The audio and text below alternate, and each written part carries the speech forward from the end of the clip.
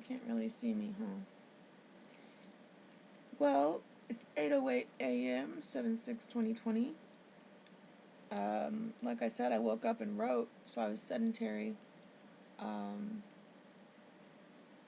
Pain is pretty problematic. I haven't been able to use my right arm for hours. That's not that it's paralyzed. That's not that it's numb. It's that it hurts my body to use my arm.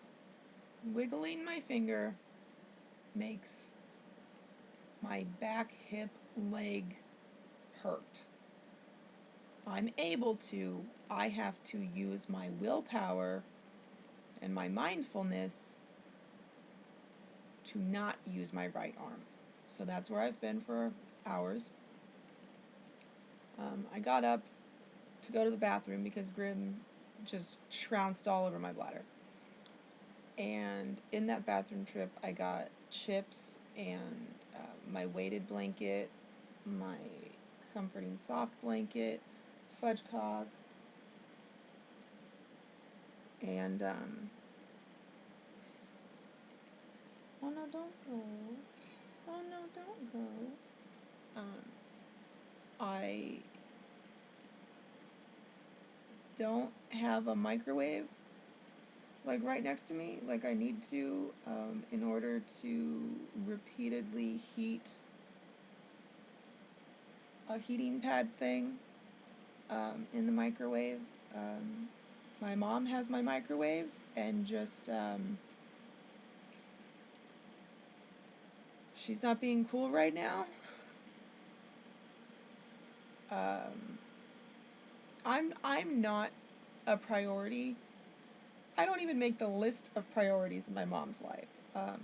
Painting her bathroom so that she has a nice brand new looking bathroom when her guest, a good friend who doesn't give a shit if she has an old painted bathroom, comes to visit her. And so that is what it is. I don't have the heating element, so I was really relying on Grim for some relief because the heating element does help that. But I'm now tasked with not moving at all. I can use my left arm, so I can,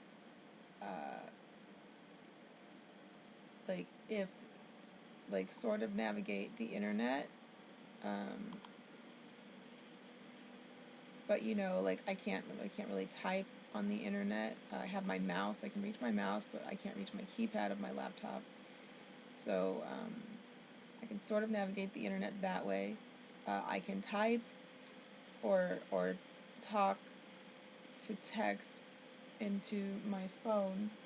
I'm not sure where my other phone is, which is problematic because this phone doesn't have a clear memory, because I now need to buy a new hard drive because I've been recording every minute of my life and documenting exactly how my pain works, how my pain doesn't work, and whatever there is to see from my choice to not take oxycodone ever again. So, my mom has edible marijuana. She got a chocolate bar when she went to visit another state, which is retarded to me because she lives in a state where marijuana is legal. And if she just got a medical marijuana card, which I'm sure she can do, she wouldn't have to go out of state to get anything. So I don't know what the hell is up with that. I really don't. That's suspicious, though.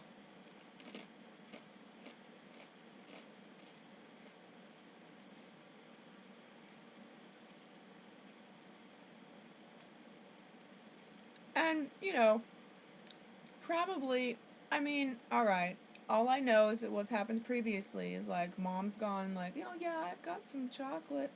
But then mom just uses it recreationally. She just uses it because she likes to be fucked up, because she's an alcoholic, which is at its base an addict, because basically she cannot function with the trauma she has put upon herself from the poor choices she has continued to make throughout her 50-year lifespan of making choices. So,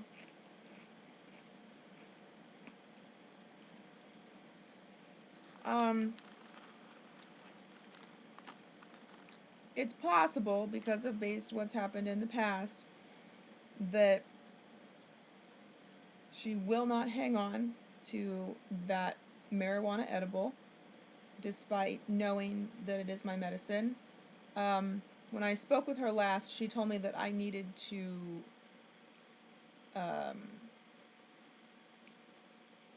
stop being dramatic and see a therapist.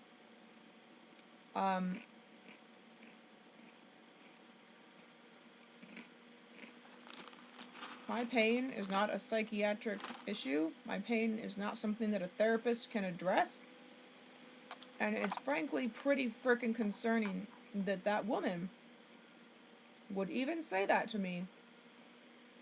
Like, I really feel like I'm nearing the time where it's just like, Mom gone again. Gone. Bye. Peace out. You don't see me. You are not for me. You are not helping me. She wants to buy me a house, but then when I live in her house, I will live under her thumb, right? Not that hasn't been ideal before. Living under her roof has meant before that I couldn't smoke marijuana to deal with my endometriosis pain, right? Living under her roof before has meant that I had to take psychiatric medication, that I had to obtain and maintain full-time employment or get schooling. There's been all kinds of conditions to anything that woman has given me my entire life.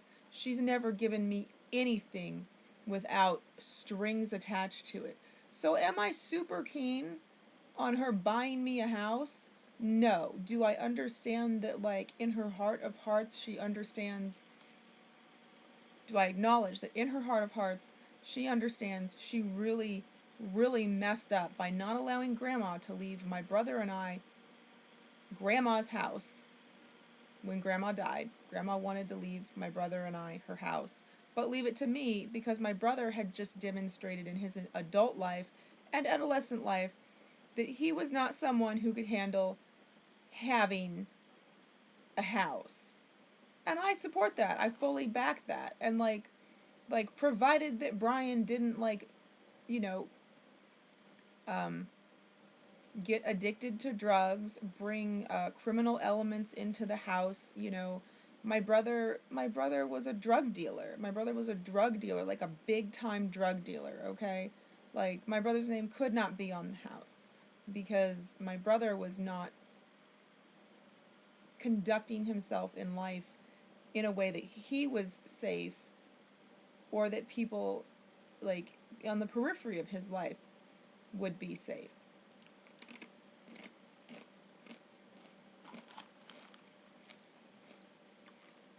But like, absolutely I would have let my brother live in the basement.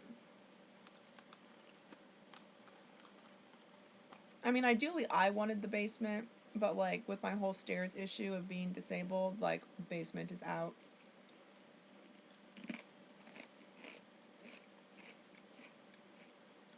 And if my brother had a safe place to go, and people that he trusted, and a warm and loving family in Sean and I, and the friends that Sean and I bring into our lives, which Sean and I bring amazing people into our life.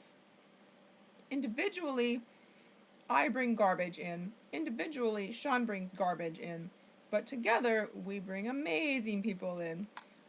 And, anyway, I don't know, what I'm supposed to be talking about. My neck itches. I've got, like such a hive in like, so much, and, like, my hair is touching it, and, like, my hair touching it, like, Grim must have gotten saliva on my hair for my hair to be irritating, like it is.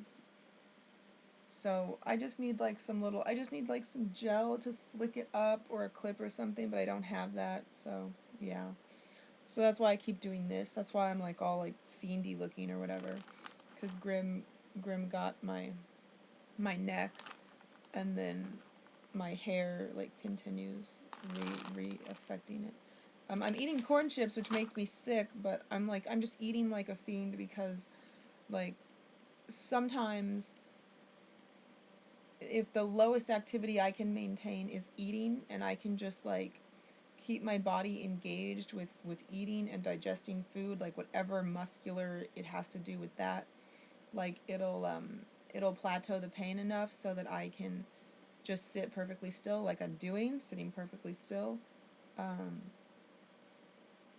It is actually a fact of reality that my speaking actually is hurting me. Like talking right now is hurting my side, my back, my leg, my hip.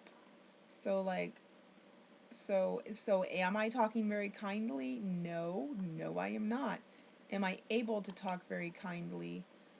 Um yes, to an extent, but like no, I can't actually, because I'm in so much pain.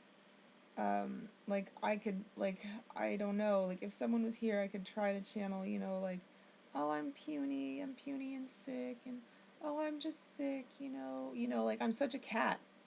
I'm such a cat that like when anybody's around, it's like, oh, I'm fine, just fine. I'm not weak.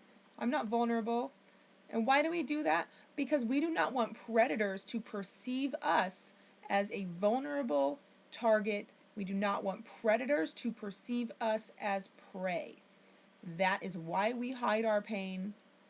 That is why we deny our pain to ourselves, because we perceive it as a vulnerability,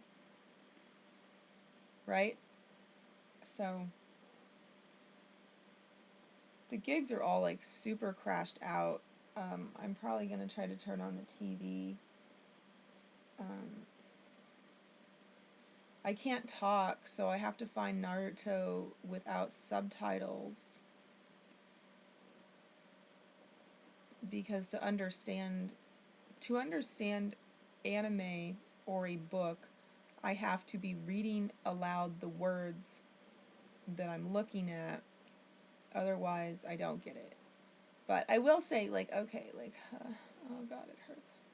What I remember of Naruto, I remember, like, Naruto was like, he was like messing around. He wasn't doing the lessons right. He was like not like the studious student.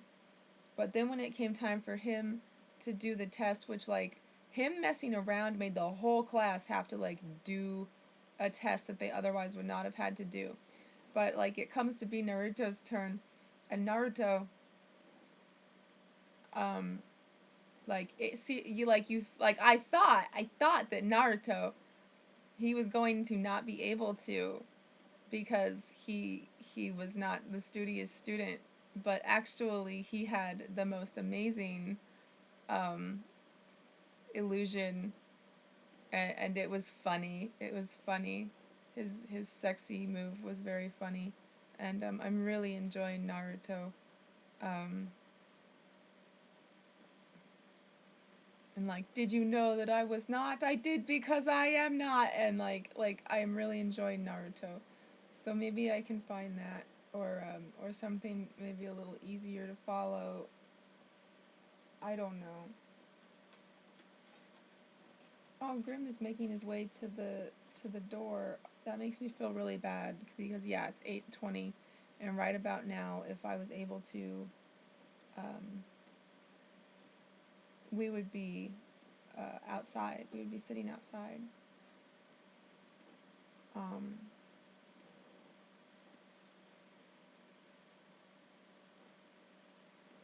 So hopefully he's just gonna go like sit under a curtain. I know it's like a normal thing for a cat to sit behind a curtain and look out a window. That's not a normal thing for Grim to do, so like that'll be like a miracle and such a blessing if he figures out that he can push the curtain aside and he can sit in the sun.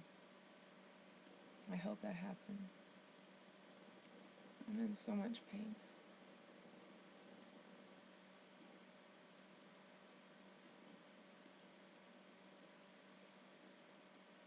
So anyway, since this might be the day that I cut myself, and you watch me bleed and do whatever needs to be done for that.